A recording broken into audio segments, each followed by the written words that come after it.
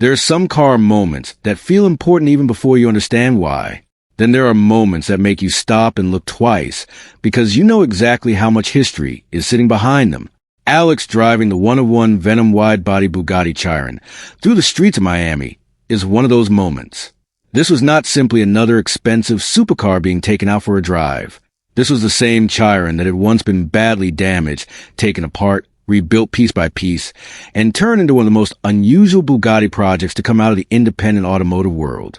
And standing behind the camera was Mat Armstrong, the man who had spent so much time bringing this car back from a wreck. For months, fans had mostly seen the Chiron inside workshops, surrounded by tools, unfinished panels, carbon fiber parts, and people trying to make sense of a project that seemed almost impossible at times. Now, for the first time, the car was out where ordinary people could see it.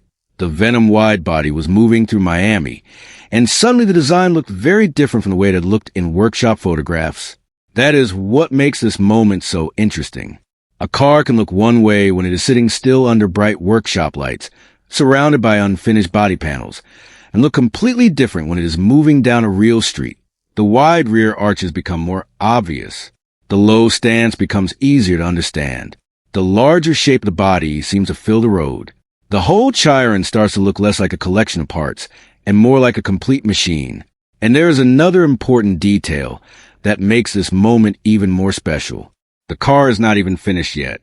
Alex has already suggested that the Chiron still needs its final touches, which means a version people saw driving around Miami may only be an early look at what the finished car will become. That creates a very interesting question. If the unfinished version can already attract as much attention, what will happen when the paint, final details, and finishing work are completed? That question is probably one of the biggest reasons this first drive matters. Fans have spent months arguing about the Venom design. Some people loved the aggressive shape immediately, while others thought the bodywork looked too extreme or questioned whether the expensive custom kit was worth it. But those arguments were mostly based on pictures of an unfinished car. Now there is finally a chance to see the Chiron doing what a supercar is meant to do, moving. And when Mat Armstrong stood behind the camera while Alex drove it through Miami, it created a strange but satisfying full-circle moment.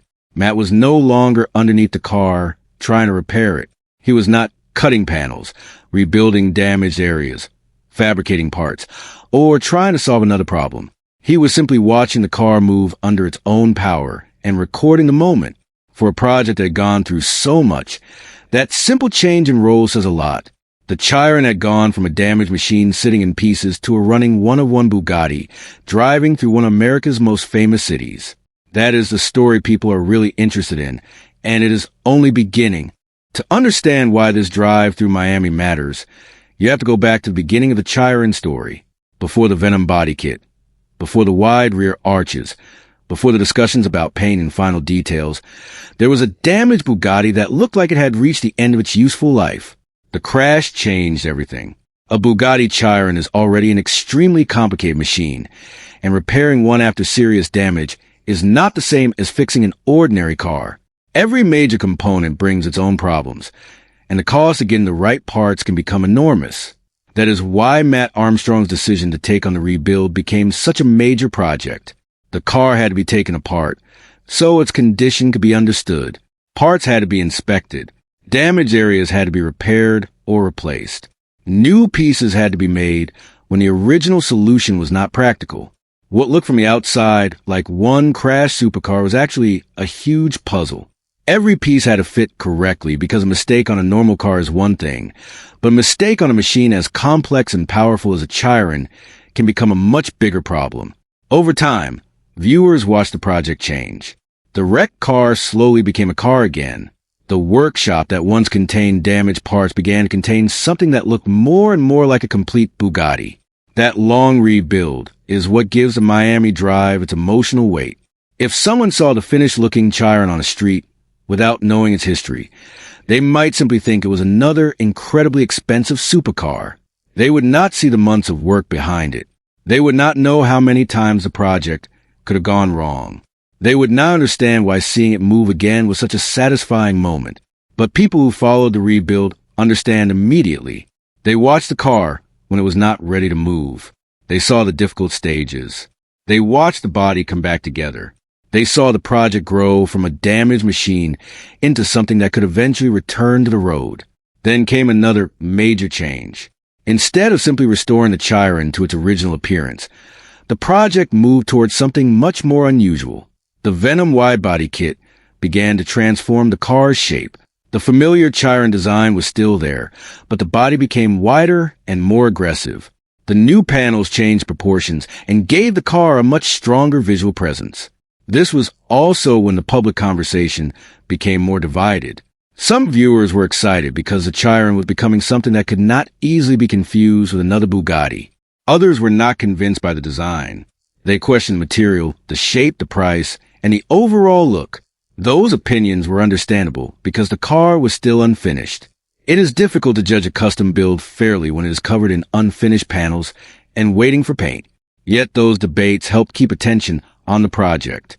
Every new picture created another conversation. Every new update made people wonder what the final car would look like. That is why the Miami Drive feels like a major step. It was the first real opportunity to see the new Chiron in its natural environment, outside the control world of the workshop. The car was no longer a project sitting on a lift. It was a road-going machine again.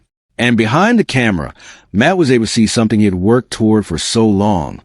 The Chiron moving through the real world. One of the biggest lessons from the first Miami Drive is that a car can look completely different when it is moving. That may sound simple, but it matters a lot with a design as unusual as the Venom widebody Chiron. Workshop photographs can make a custom body kit look strange because a car is usually surrounded by tools, unfinished parts, bright lights, and other objects that take attention away from the overall shape. A panel may not be painted yet. A gap may not be finished. A surface may still need to be polished. The wheels may not have their final setup. When you see one picture, you are looking at a work in progress. You are not necessarily seeing what the designer imagined as a finished product. The Miami footage gives the car a different setting. The Chiron is surrounded by buildings, roads, traffic, sunlight, and normal cars. That gives viewers a much better idea of how large and wide the Venom design actually looks. The rear arches stand out because the car is moving away from the camera. The wider body seems to stretch across the road. The low shape of the Bugatti becomes easier to understand because the camera can follow the car from different angles. Even small movements can change how the body looks. When a car is standing still, the viewer can focus on individual pieces. When it is moving, the eye naturally takes an entire shape. That can make a design feel more complete. It is also why the first driving footage gives people a chance to reconsider their earlier opinions. Someone who disliked the body kit in workshop pictures may still dislike it after seeing the car on the road, and that is completely fair. But the important point is that they now have more information. They can judge the proportions, stance, and shape and motion rather than judging only unfinished panels. The Chiron also has an advantage that few cars can match. Its basic shape is already extremely dramatic. Even in standard form, the Chiron has a wide body, low roof, large wheels, and a powerful road presence. Adding a custom wide-body kit makes those features even stronger. That can create a visual effect that is difficult to understand from a close-up workshop picture. From a distance, the whole car starts to make sense. This is where the Miami Drive becomes more than just a quick road trip. It becomes an unofficial test of the design. The car has finally been placed in an environment where people will actually see it. It has to look right from a distance. It has to look right when it passes someone. It has to look right from the front, side, and rear. And most importantly, it has to look like a car rather than a collection of unfinished body parts. From the available footage, the Venom Chiron certainly has presence. It does not disappear into the background. Even unfinished, it has a shape that demands attention. That is important because the purpose of a one-of-one build is not to look ordinary. It is supposed to create something different. Whether people love the result or hate it, the Chiron has achieved one thing very successfully. It has made people talk. And now that the car is finally moving through public streets, the conversation has entered a completely new stage. There's something especially interesting about Mat Armstrong being behind the camera during this drive. On the surface, it may seem like a small detail. A person who works with cars is filming another person driving a car. But When you know the history of this particular Chiron, the moment becomes much more meaningful. Matt had spent a huge amount of time dealing with this machine when it was in a very different condition. He had seen the car when it was damaged. He had worked on it when major parts were removed. He had watched the project grow from a difficult repair into a much larger rebuild. He had been involved in the process of putting the car back together and making it possible for the Chiron to return to the road. So seeing Alex take the driver's seat while Matt simply filmed the car created a complete change in perspective. For a long time, the Chiron was something Matt had to work on. On this day, it was something he could simply watch. That is a powerful difference. Imagine spending months trying to solve problems on a project and then suddenly standing on the side of the road while that same machine drives past you. There's no tool in your hand. There's no damaged component sitting on a workbench. There is no engine part waiting to be installed. There's just the sound and movement of a car that was once in pieces. That is the kind of moment that can make a long rebuild feel worth it. It also gives the audience a different way to see Matt's role in the story. He is not only the person who worked on the car. He is now a witness to what the project has become. Alex is the person behind the wheel, while Matt is watching and capturing the moment. That change makes the footage feel almost like the final chapter of one story and the opening chapter of another. The rebuild is no longer the only story. Now the question becomes what happens with the finished Chiron. Where will it go? How will it look after paint? What will people think when they see it at a major car event? Will the people who criticize the Venom kit change their minds? Those questions naturally grow out of the Miami drive. And that is exactly what good automotive storytelling should do. One event should lead naturally to the next question. The car driving through Miami gives viewers an answer to one question. Yes, the Chiron can finally be seen moving in its new form, but it also creates several new questions about the future. There's another small detail that adds to the behind-the-scenes feeling of the footage. At one point, another cameraman takes over, giving the audience a different angle of the car. That change matters because the rear view is one of the best ways to understand the wide-body design. The wider arches and larger stance become much easier to see when the Chiron is moving away from the camera. It gives viewers a chance to see the design as a whole instead of focusing on one panel. For Matt, though, the most important thing may have been much simpler. He got to watch a car that had once been a massive problem finally become a working machine again. After everything the Chiron had been through, seeing it drive was not just another piece of footage. It was proof that the long rebuild had reached a new stage. The Venom wide-body kit has been one of the most debated parts of this Chiron project, and that is understandable. Whenever someone takes an already famous supercar and changes its body, people are going to have strong opinions. The Bugatti Chiron is not an ordinary car that needs help getting attention. Its factory design was created to be instantly recognizable, and the shape already has a huge amount of presence. So when a custom company creates a much wider and more aggressive body for it, the reaction is naturally going to be divided. Some people see the Venom kit as a way to make the Chiron even more special. They like the wider arches, the stronger stance, and the fact that the car becomes a one-of-one creation. Other people look at the same parts and wonder why anyone would change the original Bugatti design. Some viewers question whether the materials looked expensive enough. Others did not like the shape. Some simply preferred the standard Chiron. All of those reactions are part of the story. In fact, the debate may have helped make this project even more interesting. If everyone immediately loved the body kit, there would be less to discuss. Instead, every update created a new argument. The workshop photographs made the debate even stronger because the car was clearly unfinished. When a body kit is still being fitted, the final shape can be difficult to judge. Panels may not sit exactly where they will eventually sit. Surfaces may not have their final finish. Paint can completely change how light moves across a body panel. Even the choice of wheels and final details can change the personality of a car. That is why the first Miami drive was important. It gave people a more realistic look at what the Venom design does when the car is actually being used. The wide body shape becomes much easier to understand when the Chiron is moving. The rear looks wider. The stance appears lower. The car seems to occupy more space on the road. Instead of looking at separate body pieces, viewers can see the overall shape. That does not automatically mean everyone will suddenly love the design, and the script should not pretend that it does. A stronger approach is to say that the driving footage gives people a fairer chance to judge it. That is a much more believable argument. The most interesting part is that Alex himself appears to understand that the project is not finished. His message about the car needing a little makeup suggests that the current version should not be treated as the final result.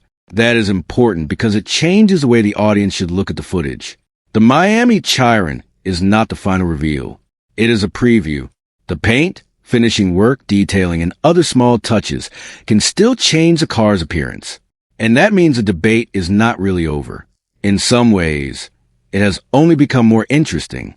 People who already love the Venom kit now have a reason to be excited about the finished version.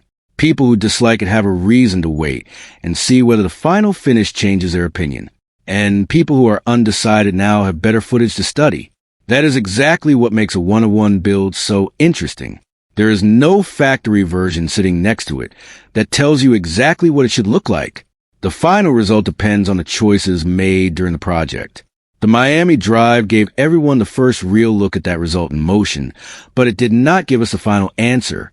The next part of the story could become even more interesting if Alex actually takes the one-of-one Chiron to Monterey Car Week.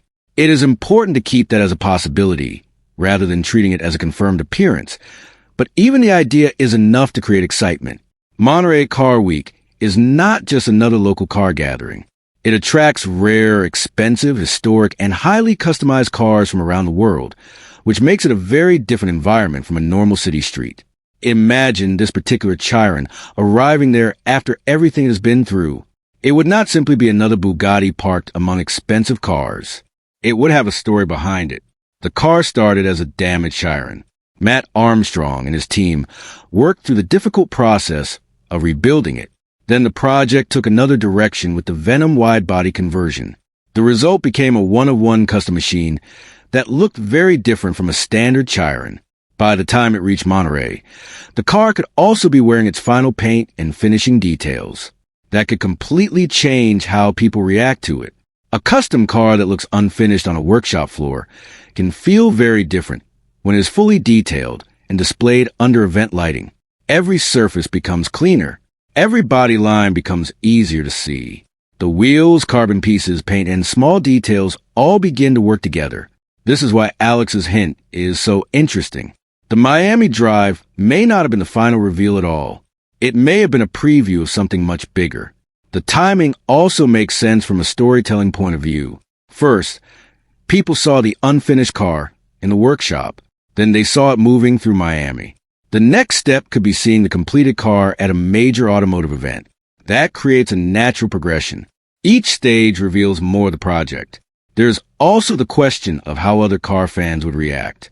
A Chiron is already rare enough to attract attention, but a one-of-one wide-body version would stand out even among other high-end cars. People could compare it with factory Bugattis, classic supercars, modern hypercars, and other custom builds. Some might love the fact that the owner chose to create something so different. Others might argue that the original Chiron was already perfect. Either way, it would create conversation. And conversation is exactly what this project has been generating since the beginning. The important thing is not to oversell the possibility. The script should make it clear that Alex's hint does not automatically mean the Chiron will definitely appear at Monterey. That distinction protects the credibility of the video.